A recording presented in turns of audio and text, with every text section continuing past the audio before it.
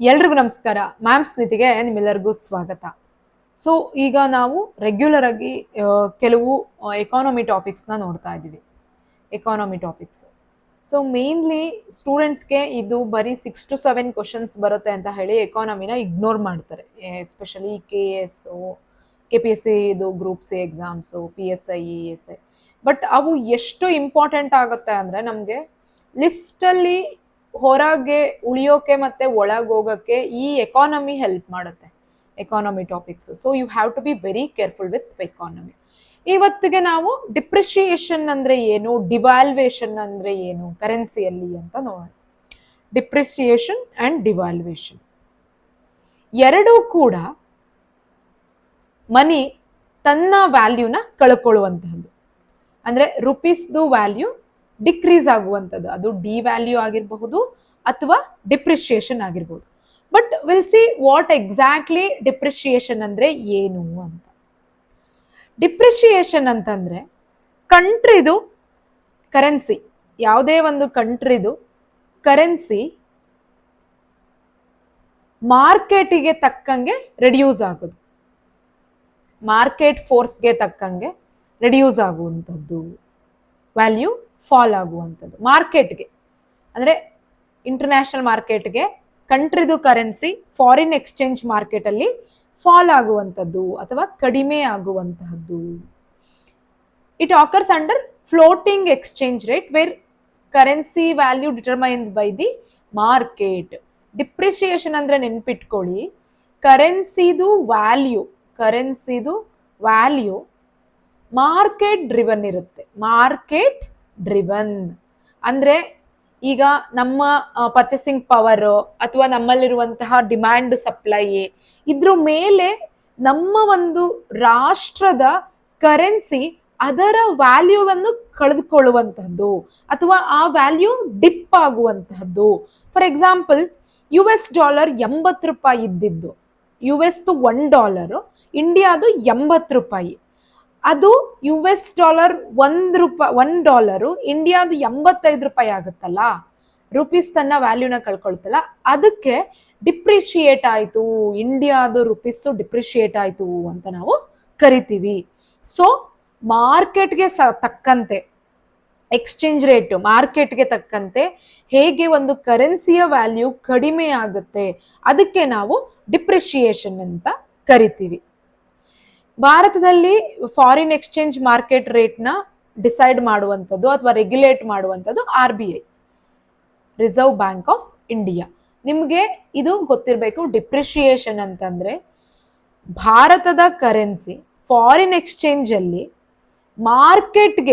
ಮಾರ್ಕೆಟ್ದು ಡಿಮ್ಯಾಂಡ್ ಮತ್ತೆ ಸಪ್ಲೈಗೆ ತನ್ನ ವ್ಯಾಲ್ಯೂವನ್ನು ಕಳ್ಕೊಳ್ಳುವಂಥದ್ದು ಅಥವಾ fall in the particular currency value with respect to the market forces of demand and supply.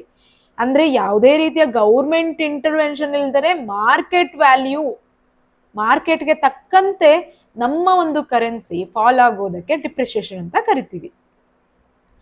ಏನೇನು ಡಿಪ್ರಿಸಿಯೇಷನ್ ಆದ್ರೆ ಏನೇನು ಕಾಸಸ್ ಆಗುತ್ತೆ? Import, higher import increases demand for the foreign currency, weakening the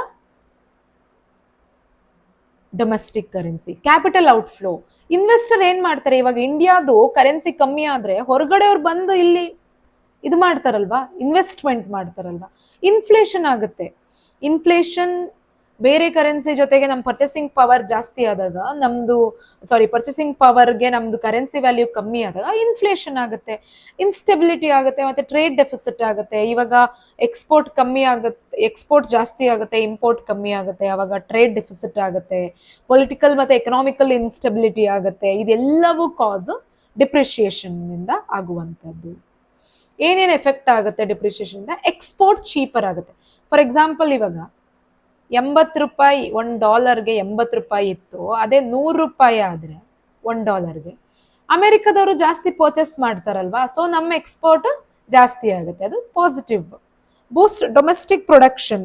ಈಗ ಇಂಪೋರ್ಟ್ ಬಿಕಮ್ ಕಾಸ್ಟ್ಲಿ ಆದಾಗ ನಾವು ಇಲ್ಲೇ ಅದನ್ನ domestically production ಮಾಡಕ್ಕೆ ಟ್ರೈ ಮಾಡ್ತೀವಿ. Then reduces the trade deficit reduce ಆಗುತ್ತೆ, ಯಾಕಂದ್ರೆ ಎಕ್ಸ್ಪೋರ್ಟ್ ಜಾಸ್ತಿ ಆಗುತ್ತೆ, ಇಂಪೋರ್ಟ್ ಕಮ್ಮಿ ಆಗುತ್ತೆ. ದೆನ್ ಇಂಪೋರ್ಟ್ ಎಕ್ಸ್ಪೆನ್ಸಿವ್ ಆಗುತ್ತೆ, ನಮಗೆ ಬೇಕಾದಂತಹ ಇಂಪೋರ್ಟೆಡ್ ಗೂಡ್ಸು ಕೆಲವು ಅವು ಕಾಸ್ಟ್ಲಿ ಆಗಿಬಿಡುತ್ತೆ. ಇನ್ಫ್ಲೇಷನ್ ರೈಸ್ ಆಗುತ್ತೆ, ಅದು ಕೂಡ ನೆಗೆಟಿವ್ ಎಫೆಕ್ಟ್.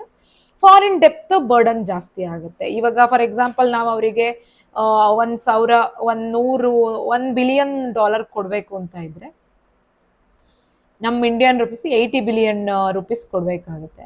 ಬಟ್ ಅದು 100 ಬಿಲಿಯನ್ ಆಗಿ ನಮ್ದು ಫಾರಿನ್ ಡೆಟ್ ಬರ್ಡನ್ ಜಾಸ್ತಿ ಆಗುತ್ತೆ.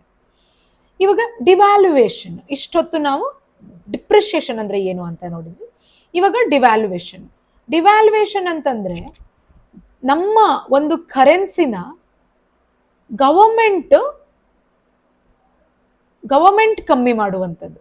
ಅಂದ್ರೆ ಗವರ್ಮೆಂಟ್ ಅಥವಾ ಸೆಂಟ್ರಲ್ ಬ್ಯಾಂಕ್ ಇದು ಕಡಿಮೆ ಮಾಡುವಂಥದ್ದು. ಅಂದ್ರೆ ಮಾರ್ಕೆಟ್ ಡ್ರಿವನ್ ಅಲ್ಲ, ಪರ್ಪಸ್ಫುಲಿ ಮಾಡುವಂಥದ್ದು. ಇದಕ್ಕೆ fixed exchange rate, it occurs under fixed exchange rate ಇದ್ರಲ್ಲಿ ಬರುತ್ತೆ. ಬಟ್ ಆ ಒಂದು ಡಿಪ್ರಿಷಿಯೇಷನ್ ಯಾವ್ದ್ರಲ್ಲಿ ಬರುತ್ತೆ? Flexible exchange rate. ಇದನ್ನ ಸ್ವಲ್ಪ ನೆನ್ಪಿಟ್ಕೊಳ್ಳಿ ದಯವಿಟ್ಟು.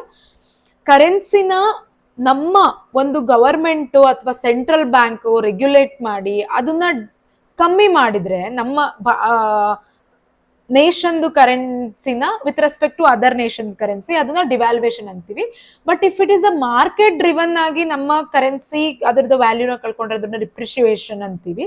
Devaluation fixed exchange rate system ಅಲ್ಲಿ ಬರುತ್ತೆ, depreciation flexible exchange rate system ಅಲ್ಲಿ ಬರುತ್ತೆ. ಈ ಒಂದು ಕಾನ್ಸೆಪ್ಟ್ ಎಲ್ರಿಗೂ ಕಷ್ಟ ಆಗೋದು, ದಯವಿಟ್ಟು ಕೇಳಿಸ್ಕೊಳ್ಳಿ. ದೆನ್ ಇದು ಅಫಿಷಿಯಲಿ $70 ಇದನ್ನ $1ಗೆ $80 ಮಾಡೋದು, ಇದು ನಮ್ದು ಕರೆನ್ಸಿನ ಡಿವ್ಯಾಲ್ಯೂ ಮಾಡೋದು ಆಗುತ್ತೆ. ದೆನ್ ಕಾಸಸ್ ಏನಾಗುತ್ತೆ? ಎಕ್ಸ್ಪೋರ್ಟ್ ನ ಬೂಸ್ಟ್ ಮಾಡುತ್ತೆ.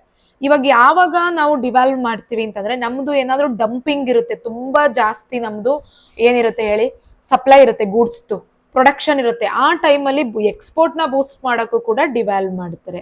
Attract investment. ಫಾರ್ ಎಕ್ಸಾಂಪಲ್ ಇವಾಗ ನಮ್ಗೆ FDI ಬೇಕಲ್ವಾ, FDI ಬೇಕಾದಾಗ ಏನ್ ಮಾಡ್ತೀವಿ ಅಂತಂದ್ರೆ ಇಲ್ಲಿ ಇಂಡಿಯಾದು ಕರೆನ್ಸಿ ಕಮ್ಮಿ ಆದಾಗ, ಫಾರಿನ್ ಕರೆನ್ಸಿ ಕಂಪೇರ್ ಮಾಡಿದ್ರೆ ವ್ಯಾಲ್ಯೂ ಡೌನ್ ಆದಾಗ ಅಬ್ರಾಡ್ ಅವರು ಬಂದು ಇಲ್ಲಿ ಇನ್ವೆಸ್ಟ್ ಮಾಡ್ತಾರೆ. Then reduces the trade deficit. ಇವಾಗ ಎಕ್ಸ್ಪೋರ್ಟ್ ಜಾಸ್ತಿ ಆಗಿ ಇಂಪೋರ್ಟ್ ಕಮ್ಮಿ ಆದ್ರೆ ಡೆಫಿನೆಟ್ಲಿ ಟ್ರೇಡ್ ಡೆಫಿಸಿಟ್ ರೆಡ್ಯೂಸ್ ಆಗುತ್ತೆ. ದೆನ್ ಎಕನಾಮಿಕ್ ಕ್ರೈಸಿಸ್ ಕೂಡ ಬ್ಯಾಲೆನ್ಸ್ ಆಗುತ್ತೆ, ಪೇಮೆಂಟ್ ಕ್ರೈಸಿಸ್ ಮತ್ತೆ economic emergencies. This are the causes of the devaluation. ಆಮೇಲೆ ಎಫೆಕ್ಟ್ ಏನಿದೆ? Cheaper export, tourism boost, improve the current account ನಾನು ಇನ್ನೊಂದು ವಿಡಿಯೋದಲ್ಲಿ ಮಾಡಿದೀನಿ, ಅಲ್ಲಿ ನೀವು ನೋಡ್ಕೋಬಹುದು. ದೆನ್ ನೆಗೆಟಿವ್ ಇಂಪ್ಯಾಕ್ಟ್ ಏನಂದ್ರೆ ಎಕ್ಸ್ಪೆನ್ಸ್ ಆಗುತ್ತೆ ಇಂಪೋರ್ಟ್. ಬಿಕಾಸ್ ಇವಾಗ ನಾವೇನಾದ್ರೂ ಅಲ್ಲಿ $2 ನಮ್ಗೆ ಅವಾಗ ಒಂದು ಲಿಪ್ಸ್ಟಿಕ್ ಸಿಕ್ತಿತ್ತು ಅಂದ್ರೆ $200 ಅಂದ್ರೆ ಎಕ್ಸಾಂಪಲ್ $100 $80 ಆಯ್ತಲ್ವಾ, $70 ಇತ್ತಲ್ವಾ 140ಗೆ, ಇವಾಗ 160 ಆಯ್ತು. ನಮ್ಗೆ ಇಂಪೋರ್ಟ್ ಮಾಡ್ಕೊಳಕ್ ಕಷ್ಟ ಆಗುತ್ತೆ. Then inflation, definitely import cost ಜಾಸ್ತಿ ಆದಾಗ, ಡೊಮೆಸ್ಟಿಕ್ ಪ್ರೈಸ್ ಅಲ್ಲಿ ಇನ್ಕ್ರೀಸ್ ಆದಾಗ ನಮ್ಗೆ ಇನ್ಫ್ಲೇಷನ್ ಪ್ರಾಬ್ಲಮ್ ಆಗುತ್ತೆ. Loss of confidence. ಇವಾಗ ಇನ್ವೆಸ್ಟರ್ಸ್ ಹೆಂಗಪ್ಪ ಇವ್ರ ಮೇಲೆ ನಾವು ದುಡ್ಡು ಹಾಕೋದು, ಈ ತರ ಆಗ್ತಿದೆ ಅಂತ ಹೇಳಿ ಕಾನ್ಫಿಡೆನ್ಸ್ ಕೂಡ ಲಾಸ್ ಆಗುತ್ತೆ. So depreciation market driven, devaluation central government and government. So devaluation ನಮ್ಮ ಅಂಡರ್ ಅಲ್ಲಿ ಇರುತ್ತೆ. ಈಗ ನಿಮ್ಗೆ ಒಂದು ಕ್ವಶನ್ ಏನಂದ್ರೆ, ಇಂಡಿಯಾದಲ್ಲಿ ಎಷ್ಟು ಸಲ ಡಿವ್ಯಾಲ್ವ್ ಆಗಿದೆ ಮನಿ ಅಂತ ಕಮೆಂಟ್ ಅಲ್ಲಿ ತಿಳಿಸಿ. Then difference between the depreciation and devaluation. Depreciation in fall in currency due to market force, official reduction of the currency value. Exchange rate ಅಲ್ಲಿ ಇದು ಫ್ಲೋಟಿಂಗ್ ಎಕ್ಸ್ಚೇಂಜ್ ರೇಟು, ಇದು fixed exchange rate. Decision maker ಅಲ್ಲಿ market driven, ಅಂದ್ರೆ ನಮ್ಮ ಕೈಯಲ್ಲಿ ಇರೋದಿಲ್ಲ depreciation ಅಲ್ಲಿ, but devaluation ಅಲ್ಲಿ ಇದು ಸೆಂಟ್ರಲ್ ಗವರ್ಮೆಂಟ್ ಅಲ್ಲಿ ಇರುತ್ತೆ. ಕಂಟ್ರೋಲ್, ಇದು ಕಂಟ್ರೋಲ್ ಮಾಡಕ್ ಆಗೋದಿಲ್ಲ, ಯಾಕಂತಂದ್ರೆ ಮಾರ್ಕೆಟ್ ಡ್ರಿವನ್ ಆಗಿರೋದ್ರಿಂದ we can't control. But in the devaluation the central government and government can control the devaluation. This is all about the depreciation and devaluation. ತುಂಬಾ ಜನಕ್ಕೆ ಕನ್ಫ್ಯೂಷನ್ ಇರುತ್ತೆ, ಮ್ಯಾಮ್ ಎರಡೂ ಕೂಡ ರುಪಿ ವ್ಯಾಲ್ಯೂನ ಕಮ್ಮಿ ಮಾಡೋದಲ್ವಾ, ಮತ್ತೆ ಇದು ಹೇಗೆ ಡಿಫ್ರೆಂಟ್ ಅಂತ ಕೆಲವ್ರು ಕ್ವಶನ್ ಕೇಳಿದ್ರು, ಅವ್ರಿಗೋಸ್ಕರ ಈ ವಿಡಿಯೋ ಮಾಡಿದೀನಿ. ನಿಮ್ ಫ್ರೆಂಡ್ಸಿಗೂ ಯಾರಿಗೆಲ್ಲ ಡಿಪ್ರಿಷಿಯೇಷನ್ ಮತ್ತೆ ಡಿವ್ಯಾಲ್ಯೂಯೇಷನ್ ಅಂದ್ರೆ ಡಿಫ್ರೆನ್ಸ್ ಸ್ವಲ್ಪ ಕನ್ಫ್ಯೂಸ್ ಆಗ್ತಿರುತ್ತೆ, ದಯವಿಟ್ಟು ಅವರಿಗೆಲ್ಲ ಶೇರ್ ಮಾಡಿ. Sharing is caring, that's our motto. So see you in the next video. Take care everyone.